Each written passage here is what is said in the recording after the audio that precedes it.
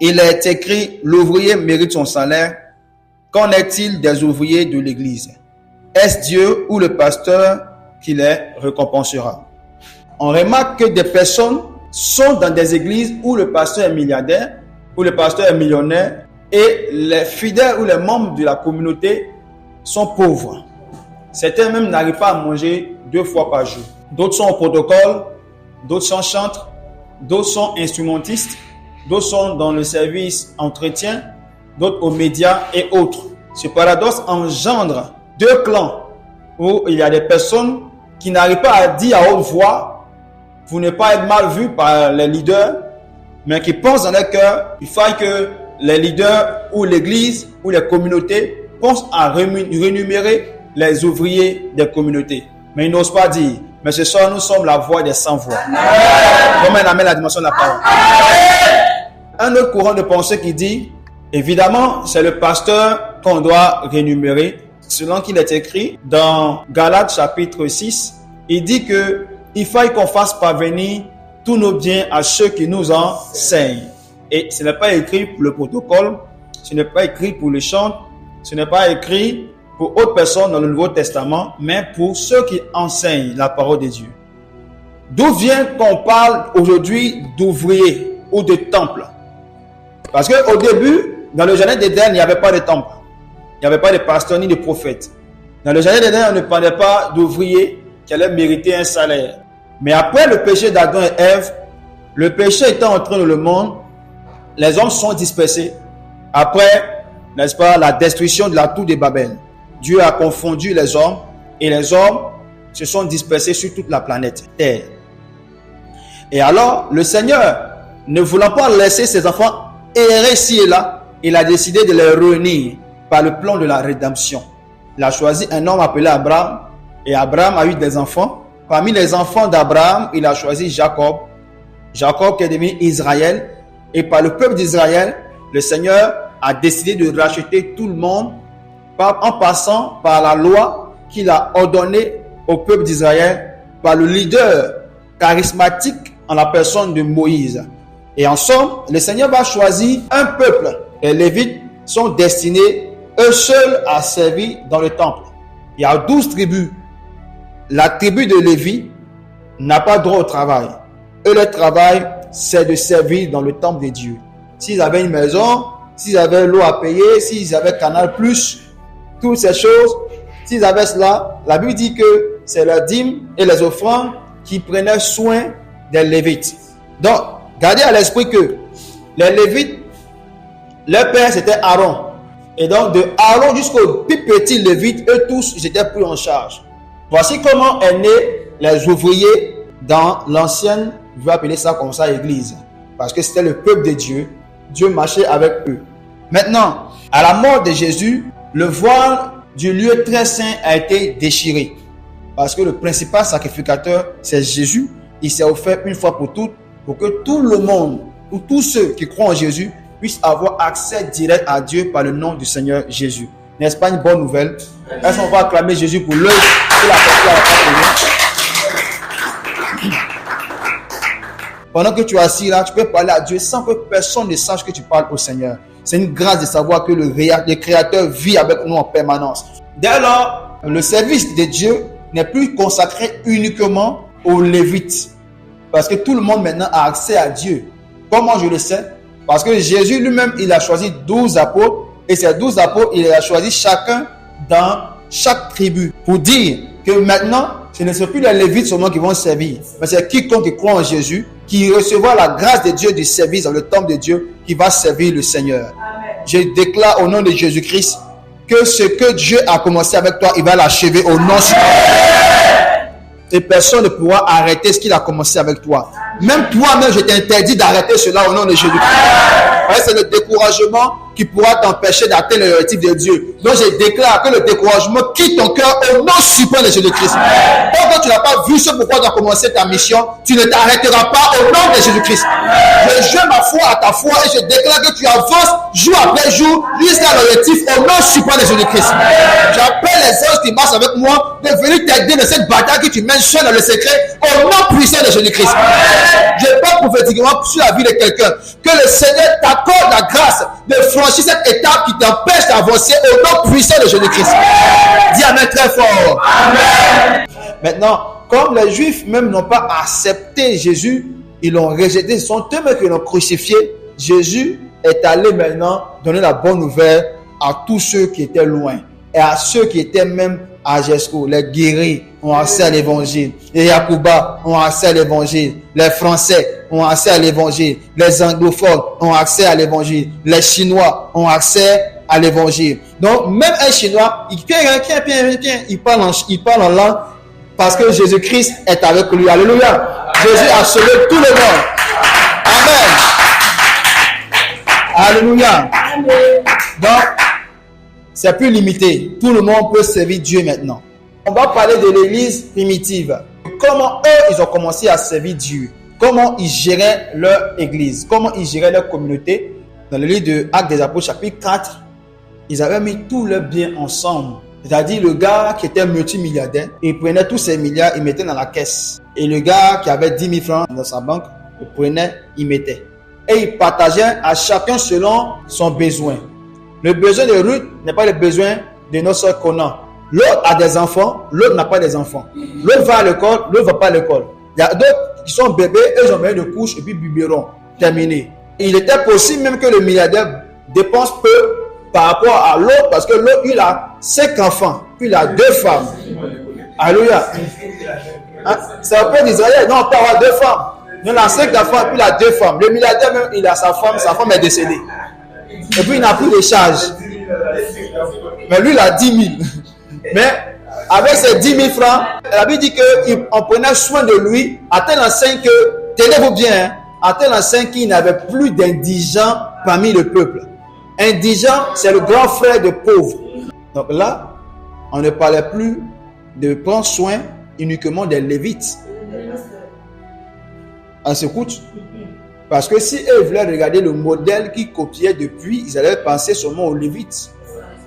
Mais maintenant, puisque le voile est déchiré, tous ceux qui ont accès à Dieu sont enfants de Dieu, sont les ouvriers du Seigneur. Et la moisson est grande, mais il y a peu d'ouvriers. Donc, pour nous montrer que tout le monde peut être ouvrier, il y a plus de 12 personnes dans 12 tribus. Et maintenant, on ne doit plus seulement pourvoir aux besoins des Lévites, mais on va pourvoir aux besoins de ceux qui croient en Jésus-Christ. C'est pourquoi on pourvoyait aux besoins de tout le monde dans l'église. Aujourd'hui, le fonctionnement de l'église a changé. C'est les pasteurs ou les pasteurs qui sont, n'est-ce pas, rémunérés. J'ai fait un peu de recherche. L'église méthodiste, on paye les pasteurs, ils ont leur maison. L'église catholique, on paye les prêtres, ils ont leur maison. Les sœurs également. L'église évangélique, on paye le pasteur. Mais les pasteurs, c'est clopin. La majorité, après mes recherches, c'est le pasteur principal dans l'église évangélique, c'est lui ceux qui reçoit un salaire. N'empêche qu'il y a d'autres, une communauté qui donne un peu de per diem à leur pasteur assistant. Per diem, comprenez ce que ça veut dire? C'est une somme qu'on te donne comme ça, c'est pas un salaire, c'est du volontariat. En français, le Côte d'Ivoire, il faut prendre ça pour boire l'eau. On ne te donne pas quelque chose qui peut payer ta maison, la scolarité de tes enfants, mais on te donne quelque chose pour te compléter. Voilà. Mais pour le pasteur principal, on fait la sommation de tous ses besoins mensuels, on décaisse le cash. Maintenant, pour les autres, ils se gèrent. On va parler des chantres, ils se gèrent. Les instrumentistes se gèrent. Le protocole se gère. Les moniteurs et les monitrices se gèrent avec les pipis des enfants. Il y a d'autres, ils font popo, on est sûr. Et tout ça, quand on finit, le mois passe, on vous bénit après avoir payé vos dîmes. Et quand tu finis de payer ta dîme, quand on te bénit, il faut aller, le Seigneur va donner encore davantage pour que le Seigneur te donne encore pour nous donner. Amen. Alléluia. Mais pourquoi vous direz les amis?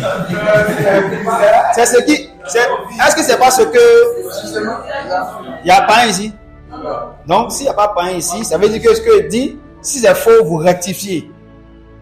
On est dans une assemblée de saints. On dit la sainte entrevue. Donc, c'est une entrevue des saintes personnes. Donc, je peux perdre de vue une partie de ce que je dis et puis quelqu'un va m'aider à équilibrer le message. C'est bon? Très bien. On est d'accord qu'aujourd'hui, c'est comme ça que l'Église fonctionne. Maintenant, nous devons revenir au modèle divin. Dis Amen très fort. Amen. Le modèle divin, c'est quoi? Entre les trois façons de fonctionner. À l'époque, c'était l'homme des choses à venir avec Moïse. C'était le peuple de Dieu. Et Dieu voulait nous montrer que ceux qui servent dans sa maison ne doivent manquer de rien. Yes. À l'église primitive, au temps des apôtres, le Seigneur nous a montré encore que ceux qui servent le Seigneur ne doivent manquer de rien. Mais cette fois-ci, c'est tous ceux qui croient en lui qui doivent manquer de rien, même des étrangers. Au temps de Moïse, la Bible dit encore que les étrangers, là, on devait prendre soin d'eux. Si ton frère veut te voir, il dit qu'il a un problème financier, tu ne dois pas lui donner de l'argent pour attendre un intérêt en retour. Tu lui donnes 10 000, tu dis mon frère, tu me rembourses en 15 000. On ne fait pas ça. Actes des Apôtres, chapitre 4, verset 32 à 37. Il y a quelqu'un qui dit, président, et puis on est assis, on n'a pas encore vu Bible, on n'a pas encore lu même. Alors que c'est la Bible qui nous éclaire. Je lis la parole de Dieu. La multitude de ceux qui avaient cru n'était qu'un cœur et qu'une âme. La multitude de ceux qui avaient cru était qu'un cœur et une âme. Nul ne disait que ces biens lui appartinssent. Donc ça veut dire que dans l'église, à l'église primitive, la première église qui a existé après le départ de Jésus de la terre, il n'y a personne qui était milliardaire. C'est ça? Il n'y a personne qui avait 100 francs dans sa main. Il n'y a personne qui avait 50 000. Mais tous disaient que tout ce qu'ils avaient était pour eux tous. C'est en français simple que je vais le dire. Continue. Nul ne disait que ces biens lui appartinssent en propre, mais tout était en commun entre eux. Les apôtres rendaient avec beaucoup de force témoignage de la résurrection du Seigneur Jésus.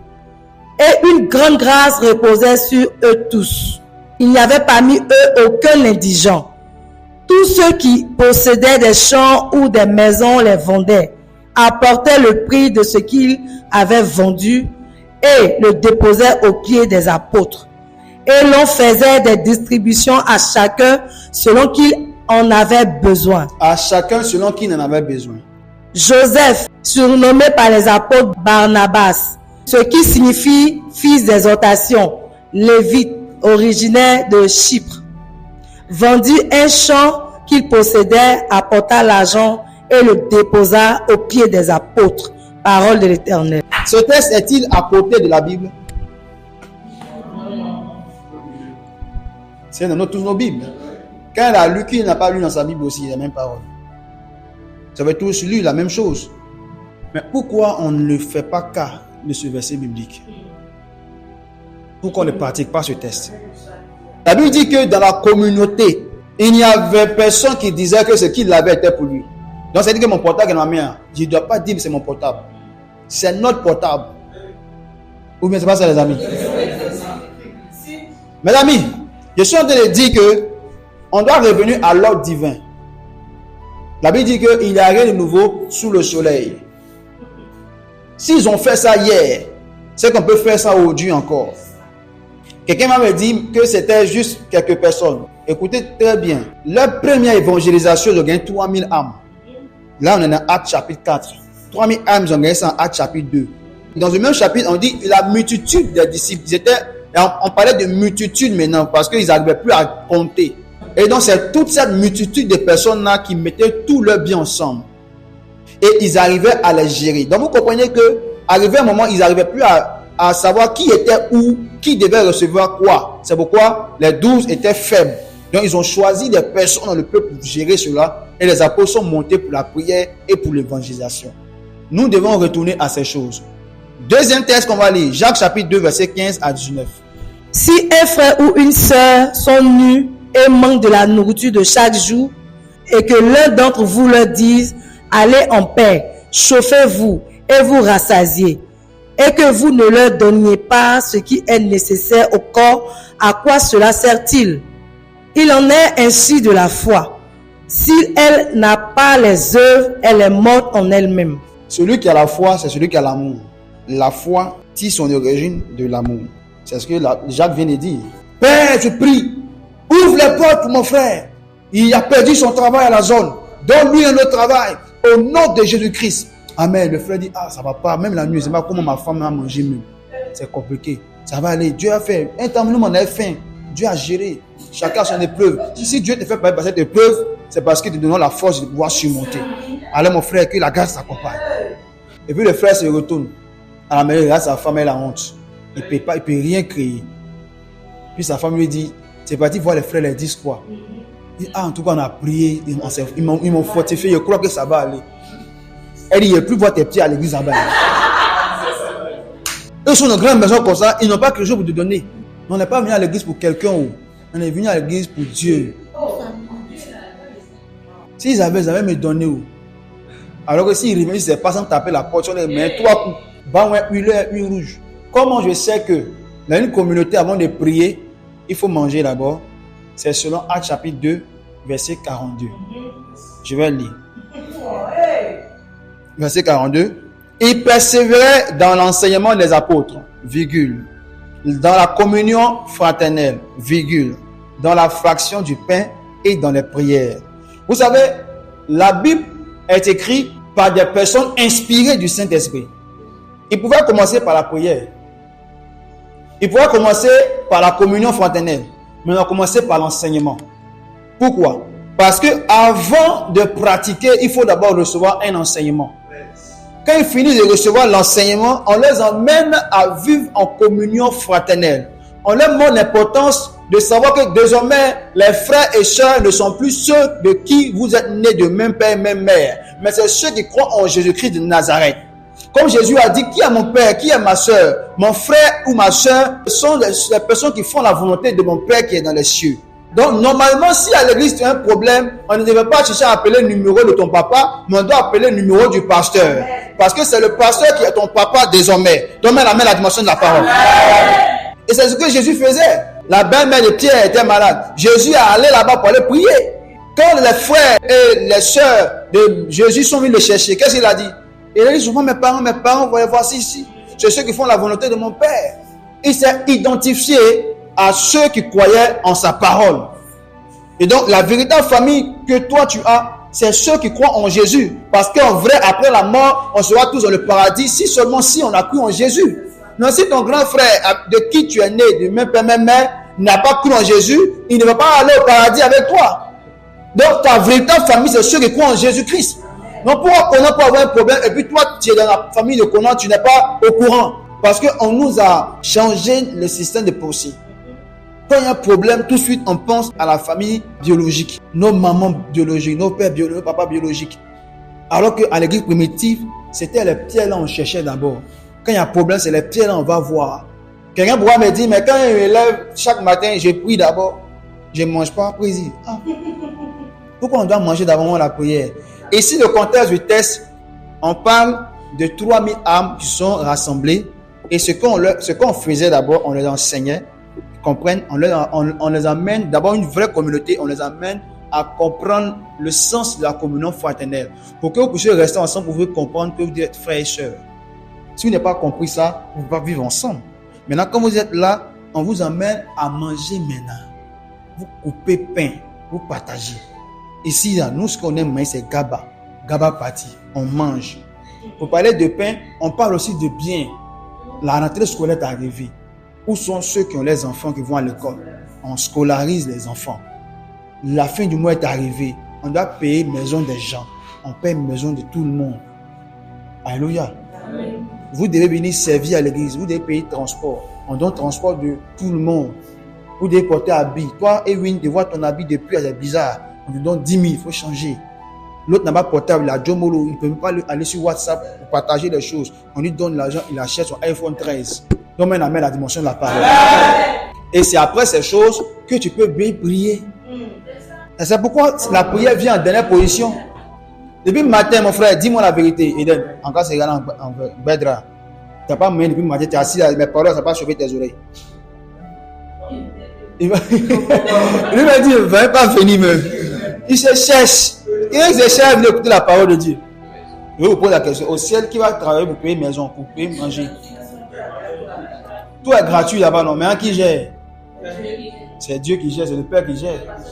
Donc ça veut dire que dans une communauté, les dépenses doivent être gérées par la personne qui a la tête.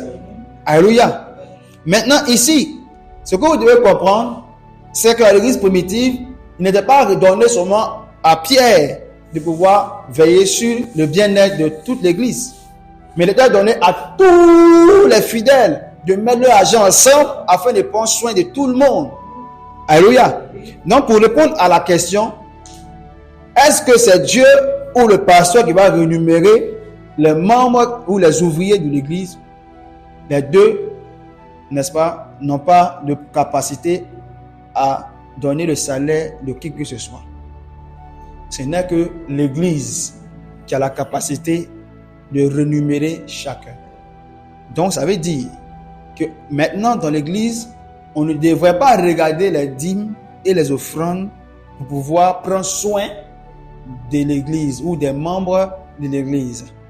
C'est selon ce que chacun gagne quand on prend soin de l'église. Donc, si dans votre communauté, vous avez un milliardaire, vous êtes sauvé. Ça veut dire qu'en vérité, il ne doit plus avoir de pauvres parmi vous. Tu mets 1 million par mois, ça ne va pas finir jusqu'à 80 ans. Pour atteindre 80 ans, c'est difficile. Donc, ça veut dire qu'il va mourir même pour laisser ses enfants. Et les 1 milliard, il ne travaille plus, il a déposé ça, puis il bouffe seulement 1 million par mois. Donc, ça veut dire qu'en vérité, si dans votre communauté, vous avez un milliardaire, tout le monde doit être bien. Si vous voulez qu'on paye à 500 personnes 50 000 francs par mois, on aura à débourser 300 millions par mois. Il reste encore 700 millions pour que lui, c'est 1 milliard avant de finir. Alors que lui, il gagne ces 1 milliard là au fur et à mesure. Chaque fois, l'argent là coule. Ça rentre. Et ce n'est pas lui seul qui doit prendre soin de l'église. Selon le modèle ici, c'est tous ceux qui sont dans l'église qui prennent soin de tout le monde. Donc nous tous, on devait mettre nos biens ensemble pour prendre soin de tout le monde. Donc on amène à la dimension de la parole. Même si on n'est pas encore arrivé à ce niveau, si quelqu'un a un problème à l'église, on se rassemble et puis on voit comment on résout le problème du frère. Mais aujourd'hui, si tu vas voir un pasteur, une soeur ou un frère, tu lui poses ton problème d'argent, on te dit que tu manques de foi. Je vais lire un texte, Lévitique chapitre 25, verset 35. Il est écrit ici, si ton frère devient pauvre, ça veut dire que normalement ton frère il est riche. Un Ancien Testament, mais normalement ton frère il est riche. Parce que si moi je suis milliardaire, il ne peut pas avoir de pauvres dans ma famille. Vous voyez les amis? Donc il dit, c'est Dieu qui parle ici à Moïse, si ton frère devient pauvre et que sa main fléchisse près de toi, ça veut dire qu'il vient vers toi et il dit, ah frère, actuellement, il ne peut pas payer une maison. Hein. Donc, il faut me voir, il faut me donner 50 000, il va payer ma maison. Qu'est-ce que la Bible dit? Tu le soutiendras. Tu feras de même pour celui qui est étranger et qui demeure dans le pays, afin qu'il vive avec toi. Il allait plus loin. Vous dites, même à l'étranger, il faut faire pareil. Donc, on ne doit pas refuser l'argent à quelqu'un qui est dans l'église, ton frère. Même si c'est un étranger, tu as ça, il faut donner. On dit non, celui qui ne travaille pas, ne mange pas. Mais le frère, il travaille. Mais c'est chaud sur lui. Il l'aura envoyé. Il cherche, il ne trouve même pas de travail. Travail que tu veux qu'il fasse pour qu'il gagne l'argent. Lui, il cherche chaque jour. À la zone, on ne le prend jamais. Il cherche travail, mais il ne gagne pas. Donc c'est chaud sur lui. Toi, tu fermes la porte. Dans la chambre avec ta femme. Tu as les gens. Toi, tu es gros, tu es robuste. Tu ne veux pas aller travailler. Tu viens demander là. Même pas honte. Même pas de dignité. Puis on parle dans son dos. Alors que la Bible dit, si ton frère devient pauvre et qu'il te demande l'argent, il faut le soutenir. Mais il n'a pas tout, il faut lui donner 10 000 pour le soutenir. Si c'est 100 000, il te demande que tu as 50, donne 50 000. Il va aller voir ailleurs. C'est ce que la Bible nous demande de faire.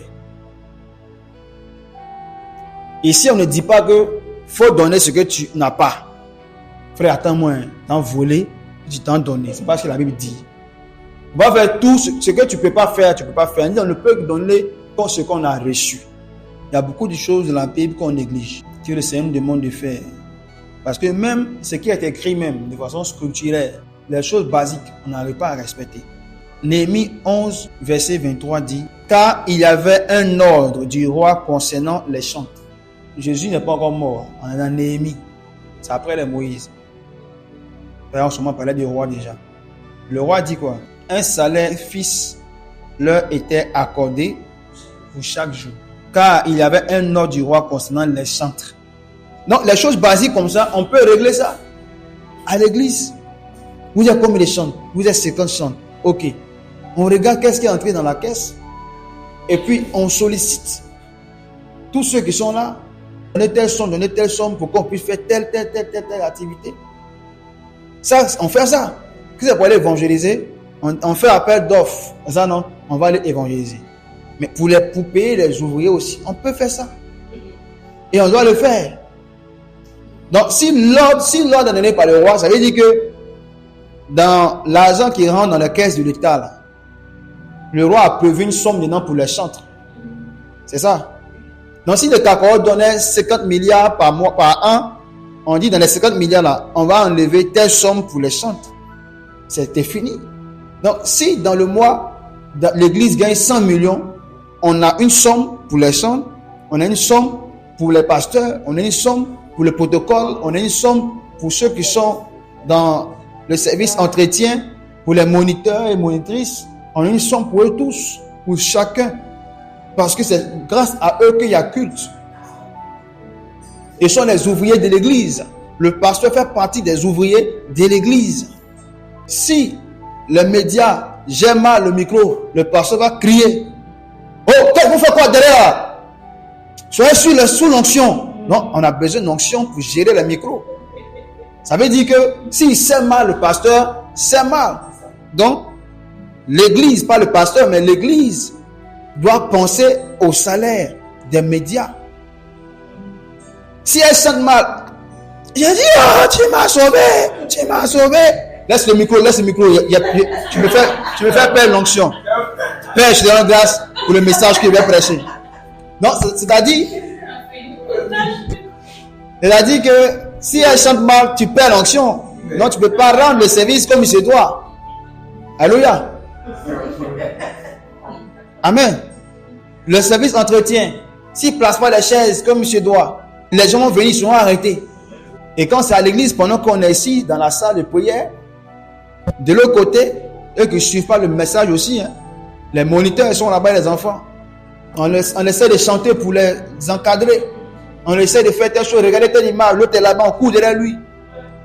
Et quand tu finis, sa maman vient aussi, souvent elle te parle mal. Si vous ne voulez pas prendre sur les enfants, ça peut être vos amis ici. Comment l'enfant n'en fait pas droit ici? Si vous ne pouvez pas suivre les enfants, laissez. Alors qu'on suivait l'enfant, on partait attraper l'autre. Pendant ce temps, l'autre a fui. Pour aller. Tu vois? Enfin, l'enfant est compliqué. Et là, tous ceux-là, on doit leur donner quelque chose. Amen. Et ce n'est pas le pasteur, je précise. Mais c'est l'église, c'est la communauté qui fait ça. Et tenez-vous bien. Il y a toujours le commencement. Il y a le milieu. Et puis à la fin. Ce n'est pas toutes les communautés, il y a millions. Ce n'est pas toutes les communautés, il y a milliardaires. Il y a des communautés qui sont simples, qui ne sont pas encore à un niveau. Eux-mêmes, quand on finit dîme là, c'est 50 000. Et le mois est fini, c'est 100 000. Même le pasteur obéit de compléter dessus, pour payer sa maison pour gérer. Il dit que c'est compliqué. Vous riez. C'est la vérité. Vous voyez, c'est le début, c'est le commencement.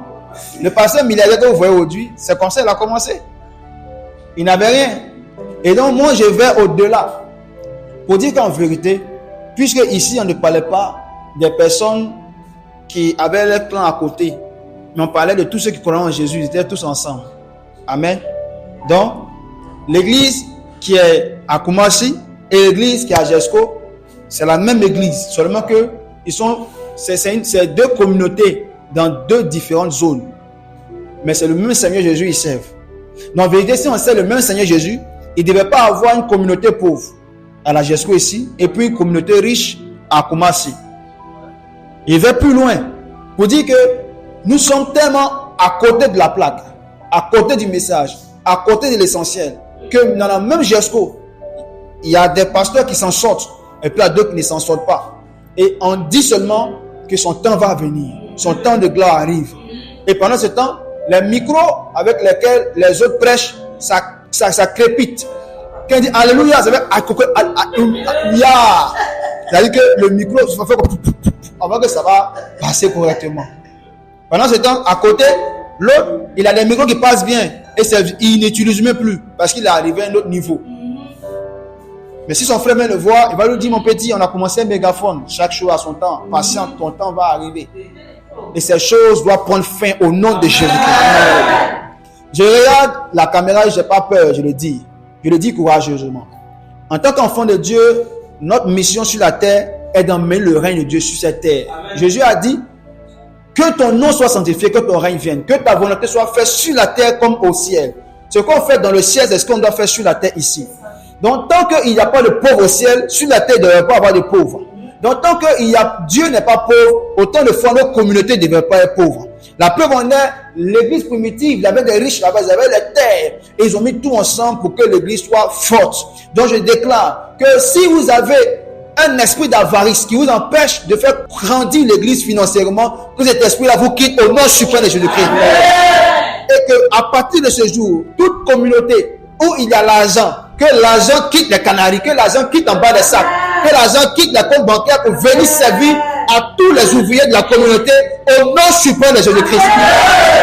Votre droit est de veiller à ce que l'église se porte bien spirituellement, physiquement, financièrement, à tous égards, parce que c'est votre ordre de mission en tant que pasteur. Quand le Seigneur va demander des comptes à chacun, il va demander, est-ce que tu as payé mes brebis? C'est ce qu'il a demandé à Pierre, les amis.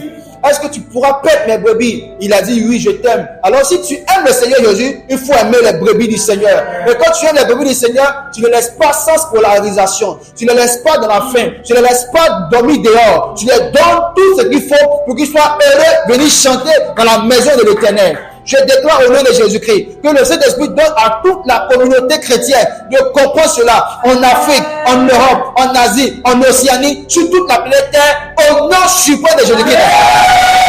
Afin qu'on ne parle plus de pauvreté à l'église, qu'on parle de richesse à l'église, qu'on parle d'élévation à l'église, qu'il n'y ait plus de piétons. S'il y a un piéton à l'église, c'est parce qu'il veut marcher pour faire le sport. Mais tous ont des véhicules et des jets privés au nom suprême de Jésus-Christ. Il n'y aura plus de pauvres dans cette église au nom suprême de Jésus-Christ. Que la paix de Dieu soit sur l'église. Que le règne de Dieu soit sur l'église. Que la présence de Dieu prenne le contrôle du corps de tous les leaders spirituels au nom suprême de Jésus-Christ. Afin qu'à partir de ce jour, qu'il n'y ait plus d'ouvriers pauvres dans l'église, mais que tous les ouvriers soient des riches. Au nom de Jésus, j'ai prié. Ensemble, on dit Amen 3 fois. Amen, Amen, Amen.